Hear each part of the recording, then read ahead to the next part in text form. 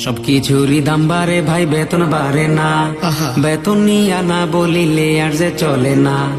যারে আপনি জিজ্ঞেস করেন কেমন আছেন ভাই, হতাশার এক বাণী শুনবেন কেউই ভালো নাই। ইমাম সাহেব যদি বলে বেতন বেশি লাগবো, আপনারা তো হুজুর মানুষ, আল্লাহ বরকত দিব। আবি একটা যদি বলে বেতন বাড়ান লাগবো, বিয়া শাদি করো নাই ভাই, কোকে ঠাই খাইবো। বিবাহিত যদি বলে বেতন বাড়াও ভাই, আল্লাহর হাতে রিজিক রে ভাই, তোমার চিন্তা নাই। ভাত না খেয়ে কুড়া খাবি, নয়তো খাবি তুষ, ফলের বদলায় খাবি তোরা মিষ্টি কুমড়া জুস। পেঁয়াজ দিয়ে খাসতে ছালাদ, পেঁপে দিয়ে চালা, মাংস খাওয়ার ইচ্ছে হলে মুখে মারিস তালা, মুখে মারিস তালা।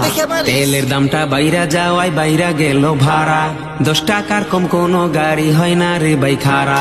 বিদ্যুতেরই দাম গিয়া ভাই উঠছে রে মাথায়, টাকার ভয়ে ফ্যান গুড়াই না পইরা যাই রে গাতায়।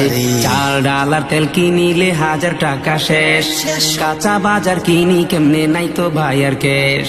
পেঁয়াজ ছাড়া রান্না হবে আমরাও খাই তাই, কম খেয়ে তাই চালের অভাব মিটাবি তুই ভাই। বেগুন দিয়ে চলবে না আর বেগুনির ধারা, কুমড়া দিয়ে চালাবি তুই যতই থাকুক প্যারা, যতই থাকুক প্যারা। দেশটা নাকি বেহেস্ত হইছে কহে কিছু লোক, গরিব মানুষ অভাব করে নাই তো তাদের সুখ। সত্যি কথা কই না কেহ খালি মারি পাম, তাই বুঝি গো জিনিসপত্রের আইসকা এত দাম। যাই যত কূটনীতি কথা কারো মন নাই ফ্রেশ, বিশ্বাস যদি নাহি হয় ভাই কইরা দেহ টেস।